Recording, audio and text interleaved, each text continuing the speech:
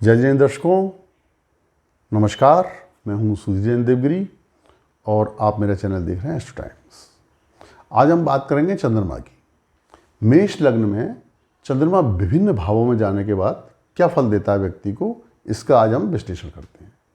इससे पहले मैं आपको समझाने का प्रयास करता हूं कि चंद्रमा कई प्रकार के किसी भी जन्मपत्री में शुभ और अशुभ योगों का निर्माण करता है अन्य ग्रहों के साथ मिलकर।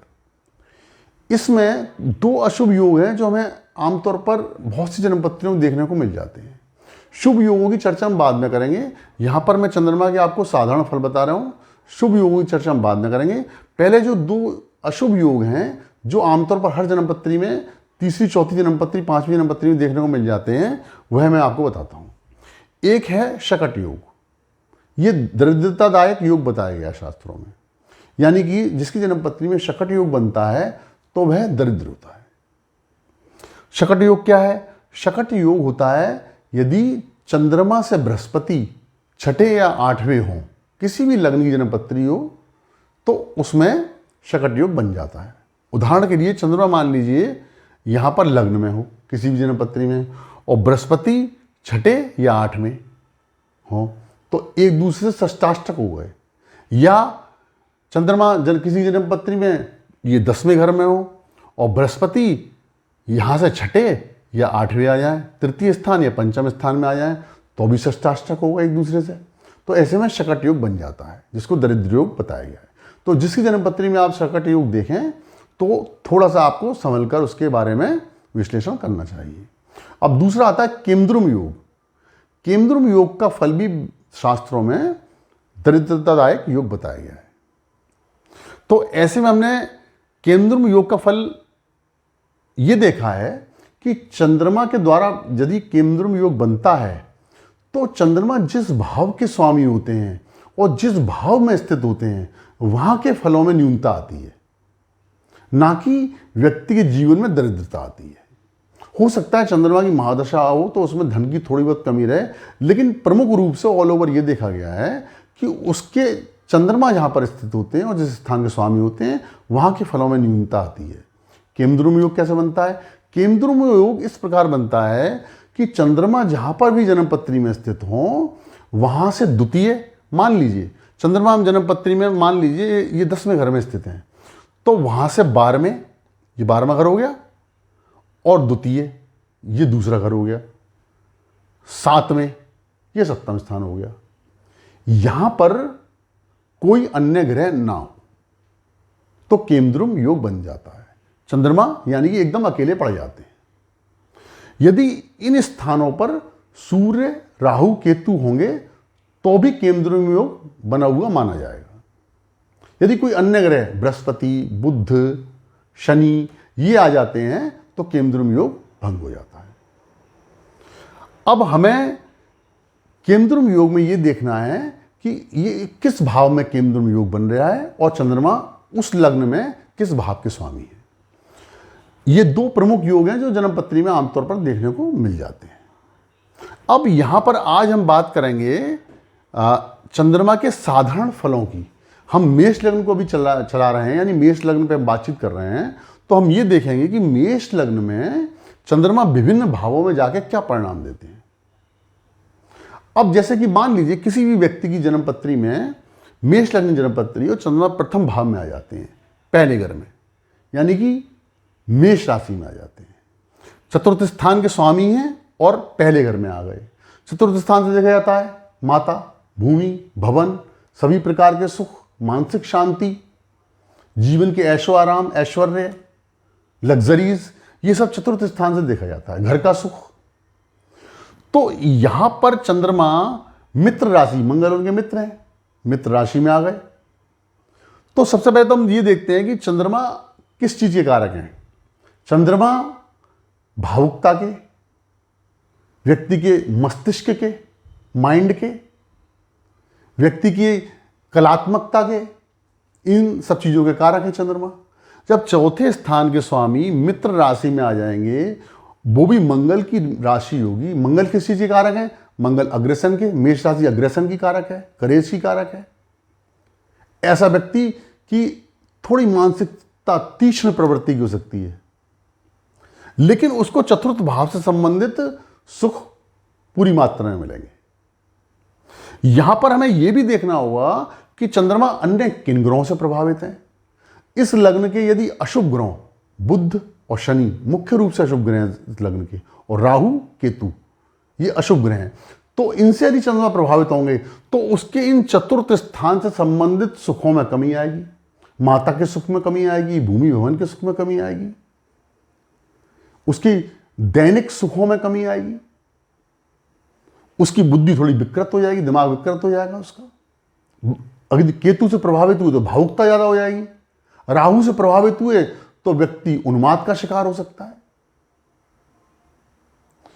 तो इस प्रकार हमें यह देखना होगा कि लग्न में चंद्रमा बैठे हैं तो लग्न में राशि कौन सी है, चंद्रमा के कारक तत्व क्या हैं और राशि कारक तत्व क्या है, उसी प्रकार का हम विश्लेषण करते हैं।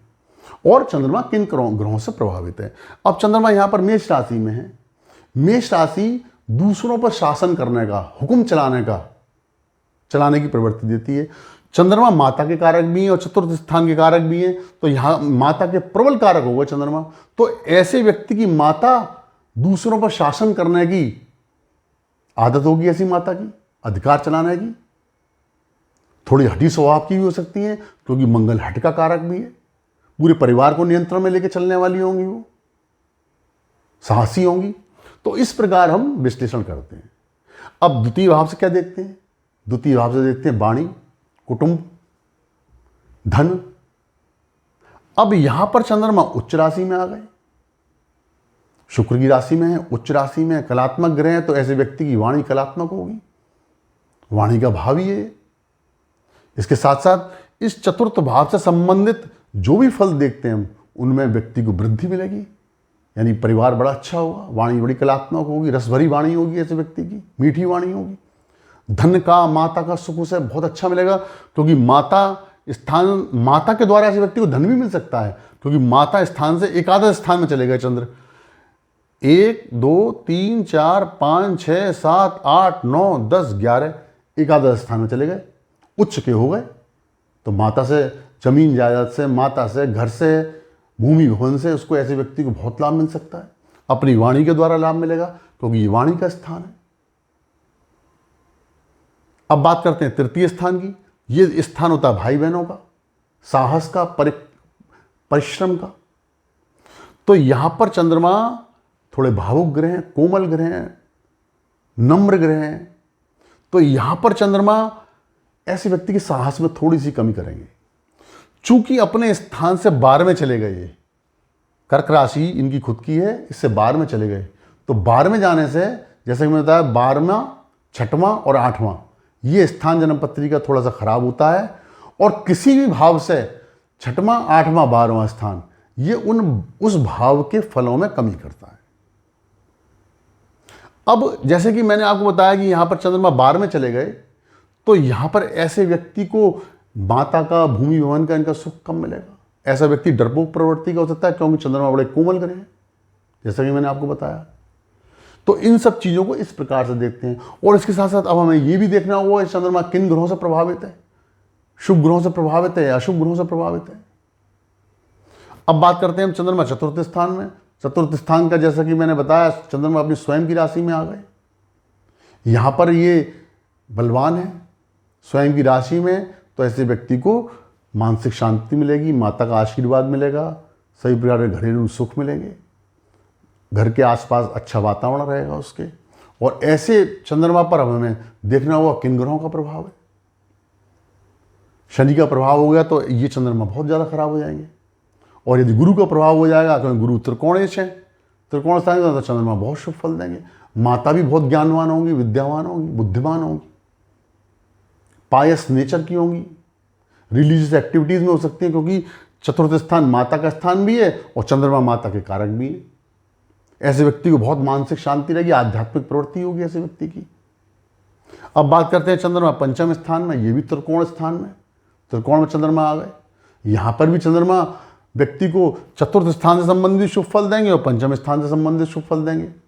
पंचम स्थान के क्या फल होते हैं? पंचम स्थान होता है व्यक्ति की संतान का, क्रिएटिविटी का, व्यक्ति के सोच का, सकारात्मकता का, व्यक्ति को दूसरों की सलाह देने की क्षमता का, पूर्व पुण्य, पिछले जीवन में हमने किस प्रकार के कर्म किए हैं उसका भाव है ये पंचम स्थान। तो इन चतुर्थेश यानी केंद्र स्थान के स्वामी का और त्रिकोण स्थान में जाने पर इन दोनों का संबंध बन गया। तो इस ग्रह में चंद्रमा में बहुत ज्यादा बल आ गया। अब ऐसे चंद्रमा अच्छे ग्रहों से प्रभावित होंगे तो बहुत ज्यादा शुभ फल दे सकते हैं, बहुत ज्यादा विद्यावान बुद्धिमान बना सकते हैं व्यक्ति को। पंचम स्थान के बहुत ज्यादा शुभ फलों में बहुत ज्यादा उन्नति कर सकते हैं। और यदि चंद्रमा यहाँ पर बुध या शनि से प्रभावित हो गए तो थोड़े से चंद्रमा के फलों में कमी आएगी। कुल मिलाकर चंद्रमा के फल यहाँ पर अच्छे नहीं मिलेंगे। अब बात करते हैं छठवें स्थान की। चंद्रमा छठवें स्थान में, जैसा कि मैंने बताया आपको, छठवें स्थान में थोड़े से चंद्रमा निर्बल हो जाएंगे। अब यहां पर इनकी कितने निर्बल हैं, ये अन्य ग्रहों से इनका किस प्रकार का संयोग है ये हमें देखना होगा। यहां पर चंद्रमा चतुर्थ स्थान के, क्योंकि चतुर्थ स्थान के स्वामी हैं, छठ में खराब स्थान में, तो चतुर्थ स्थान से संबंधित फलों में कमी करेंगे। और यही चंद्रमा यदि अच्छे ग्रहों से प्रभावित हो गए तो इतनी कमी नहीं कर पाएंगे चतुर्थ स्थान की। यहां पर ऐसे व्यक्ति के ये न्यायालय का भी घर है, वाद विवाद का भी घर है, ये व्यक्ति के लिए हुए कर्जों का भी घर है। तो ऐसे व्यक्ति को घर के लिए कर्जा लेना पड़ सकता है, या भूमि भवन वाहन में किसी प्रकार का लिटिगेशन आ सकता है ऐसे व्यक्ति के जीवन में, क्योंकि ये लिटिगेशन का भाव है। तो इन सब चीजों का सम्यक अध्ययन करने के बाद ही हम ये किसी निर्णय पहुंचते हैं ये ग्रह कुल मिलाकर कैसा फल देगा। अब सप्तम स्थान है। सप्तम स्थान में यहां पर चंद्र है। सप्तम स्थान डे टू डे एक्टिविटीज का है, प्रोफेशन का है, व्यापार का है, और जो हमारा रिटेल का व्यापार होता है उसका है, पत्नी का है, जीवन साथी का है, और इसके साथ साथ ये हमारे पार्टनर्स का भाव है। तो यहां पर चंद्रमा यदि शुभ ग्रहों के साथ हुआ तो व्यक्ति को इन सभी क्षेत्रों में, चाहे जीवन साथी हो, चाहे पार्टनर्स हो, इन सभी क्षेत्रों में उसके जीवन में उन्नति होगी, अच्छे फल मिलेंगे। और यदि चंद्रमा यहाँ पर खराब ग्रहों के प्रभाव में आ गए तो व्यक्ति की मानसिकता भी खराब हो जाएगी, डे टू डे एक्टिविटीज भी खराब हो जाएगी, और जीवन साथी के स्वास्थ्य में भी कमी आ जाएगी, या जीवन साथी का सुख उसे अच्छे रूप से नहीं मिल पाएगा। अब बात करते हैं चंद्रमा अष्टम स्थान में। अष्टम स्थान ये भी जलीय स्थान है, चतुर्थ स्थान ये भी जलीय स्थान है, और 12वां ये भी जलीय स्थान है। ये मोक्ष त्रिकोण है, जैसा कि मैंने आपको एक वीडियो में बताया था अपने में। तो यहाँ पर चंद्रमा अष्टम स्थान में 8वीं राशि मंगल की राशि माने नीच के हो जाते हैं, नीच में निर्बल हो जाते हैं। अष्टम स्थान बहुत खराब स्थान है, चंद्रमा नीच के हो गए तो ऐसे व्यक्ति को चतुर्थ भाव से संबंधित और चंद्रमा से संबंधित फलों में कमी आएगी। और इसके साथ यदि यहाँ पर ये किसी कारणवश शुभ ग्रह से प्रभावित हो गए तो उतनी कमी नहीं आएगी, वो मैनेज करने लायक कमी आएगी। लेकिन यदि चंद्रमा यहाँ पर दूषित हो गए या खराब ग्रहों से प्रभावित हो गए शनि बुध से, तो ऐसे व्यक्ति को चतुर्थ स्थान यानी चतुर्थ माता का सुख, भूमि भवन, मानसिक शांति, इन सब में कमी आएगी। उसको जलीय रोग होने की भी संभावना हो सकती है, क्योंकि चतुर्थ स्थान से हम व्यक्ति का वक्षस्थल देखते हैं, और चतुर्थ स्थान का स्वामी अष्टम स्थान दूसरी जलीय राशि में आ गया और वो भी निर्बल हो गए तो वक्ष स्थान में पीड़ा हो सकती है उसको। इसके साथ साथ उसको जलीय रोग हो सकते हैं, क्योंकि दोनों जलीय राशि हैं, चंद्रमा स्वयं जलीय ग्रह हैं। यहाँ चंद्रमा यदि पीड़ित होते हैं तो उसको विभिन्न प्रकार के जलीय रोग होने की संभावना है। जलीय रोगों में गुर्दे के रोग हैं, ब्लड रोग हैं, इनसे संबंधित रोग होते हैं, वैसा उसको होने की संभावना है। अब बात करते हैं चंद्रमा नवम स्थान में। चंद्रमा नवम स्थान में फिर यहाँ पर त्रिकोण में आ गए। यदि नवम स्थान में होते हैं, गुरु की राशि है, त्रिकोण स्थान है, सर्वाधिक सर्वश्रेष्ठ स्थान है जन्म पत्रिका, तो यहाँ व्यक्ति को बहुत ज़्यादा रिलीजियस बनाएगा, परोपकारी बनाएगा। व्यक्ति की भाग्य में उन्नति होगी, जमीन जायदाद, भूमि भवन या माता के द्वारा ऐसे व्यक्ति का भाग्योदय होगा। इसमें उसे श्रेष्ठ उपलब्धि मिलेगी, मानसिक शांति मिलेगी, उसे जीवन भर सुखी रहेगा ऐसा व्यक्ति।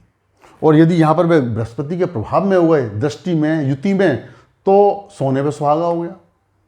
यानी ऐसा व्यक्ति जीवन भर बहुत ज़्यादा सुख में गुजारेगा अपना जीवन, माता का भी उसे पूर्ण सहयोग मिलेगा, और जीवन के सभी क्षेत्रों में, क्योंकि ये स्थान बहुत ही संवेदनशील और बहुत शुभ स्थान है, चतुर्थ स्थान। इन सब स्थितियों में उसको काफ़ी अच्छी स्थिति देखने को जीवन में मिलेगी।